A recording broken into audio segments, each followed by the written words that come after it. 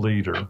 So I would say it's really important that we try to regulate our own anxieties, and we do that through spiritual practices. In the month of April, I read through the book of Psalms, 5 Psalms a day, every day for those 30 days. And now I'm in a group of people who are reading chapter in the Gospels every day in the summer, centering prayer, taking walks, paying attention to our health. That's really important. The health of the leader is really important. And our conference is going to do pretty serious anti-racism training this year. We're going to try to intentionally re-enter our buildings, and we're also focusing on clergy health. I think it's really important for us, and I'll summarize 2 or 3 of these together, to state who we are and what our dream is for the church.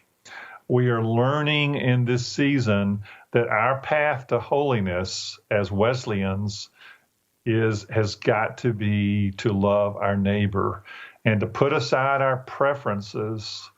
And I have a strong preference to want to be inside my church building, to be with these people that I love.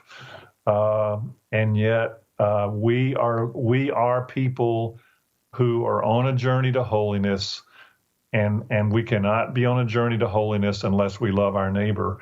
And we cannot say we love God, whom we've never seen, if we don't love our neighbor, whom we have seen.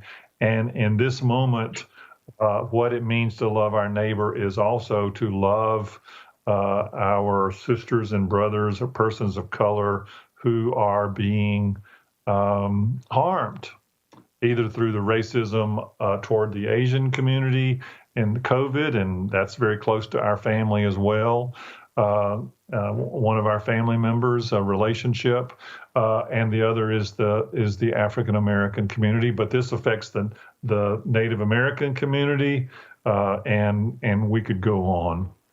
I think it's important if you're leading. This is also probably where you live and lead every week, to try not to be reactive to the least mature persons in your community. Try not to obsess about that email or that comment.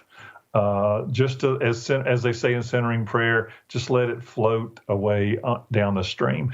Expect that if you're leading people in a direction, you're going to get sabotage. And Ed Friedman had a wonderful fable called The Bridge, which was about sabotage. Understand there's a lot at stake here, that we embody this stress of this season. This has to affect us, what's happening, and we have to pay attention to this. But understand that this stress may show up in your spouse or in your children. We're parts of family systems. And then I would say just use some of this time to think.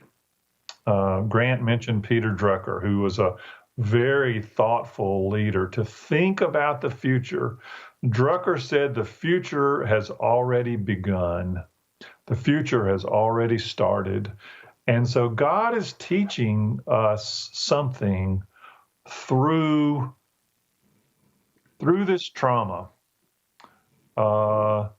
And the question is, what do we learn from it? And what is God's dream for the church?